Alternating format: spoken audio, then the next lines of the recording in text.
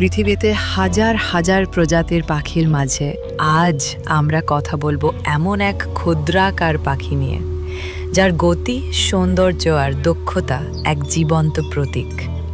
প্রকৃতির এই অবিশ্বাস্য সৃষ্টি পাখিটির নাম হলো হামিংবার্ড।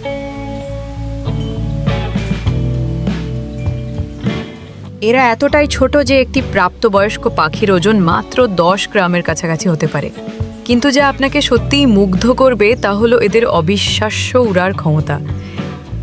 এরা প্রতি সেকেন্ডে প্রায় 200 বারের বেশি ডানা ঝাপটাতে পারে। তাদের এই অবিশ্বাস্য গতির কারণে আমরা শুধু তাদের দেহটিই দেখতে পাই। এদের ডানার শব্দ এমন যেন বাতাস চিরে যাচ্ছে। এদের সবচেয়ে অবাক করা বিষয় হলো এরা শুধু সামনের দিকে নয়, পেছনে, ওপরে এবং নিচের দিকে উঠতে পারে, যা অন্য সব পাখিদের মাঝে এক অনন্য ক্ষমতা। হামিংবার্ডের প্রধান খাদ্য হলো ফুলের মিষ্টি মধু।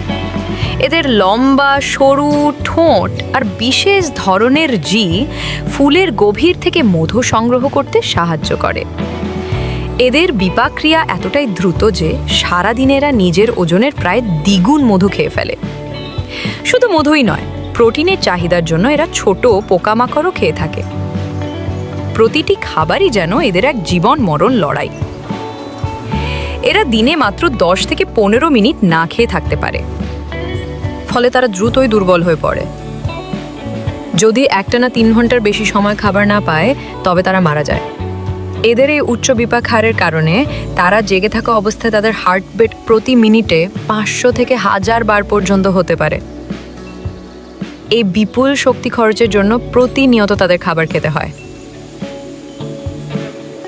মজার বিষয় হলো, যখন তাপমাত্রা অনেক কমে যায়, ফলে খাবারের অভাব দেখা দেয়, তখন তারা টর্পর নামক এক বিশেষ প্রক্রিয়া অবলম্বন করে।